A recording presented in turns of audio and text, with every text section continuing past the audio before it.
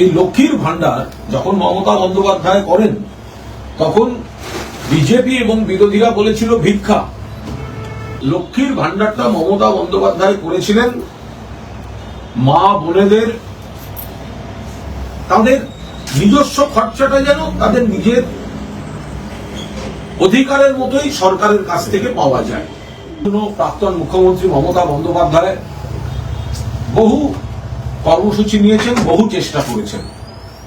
পরবর্তীকালে দেখা যায় যে তাদের অন্য রাজ্যগুলিতে এই লক্ষ্মীর ভান্ডারকে নকল করা হচ্ছে। আর্থিক স্বনির্ভরতার জন্য সামাজিক রাজনৈতিক অবস্থানে তাদের অধিকার, এর জন্য প্রাক্তন মুখ্যমন্ত্রী মমতা বন্দ্যোপাধ্যায় বহু কর্মসূচি নিয়েছেন, বহু চেষ্টা করেছেন। এর অন্যতম অনেকগুলি এই পদক্ষেপ, তার মধ্যে অন্যতম ছিল লক্ষ্মীর ভান্ডার।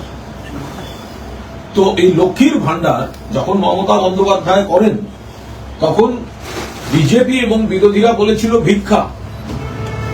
পরবর্তীকালে দেখা যায় যে তাদের অন্য রাজ্যগুলিতে এই লক্ষ্মীর ভান্ডারকে নকল করা হচ্ছে। কারণ লক্ষ্মীর ভান্ডারটা মমতা বন্দ্যোপাধ্যায় করেছিলেন মা বোনেদের তাদের নিজস্ব খরচাটা যেন তাদের নিজের অধিকারের মতোই সরকারের কাছ থেকে পাওয়া যায়।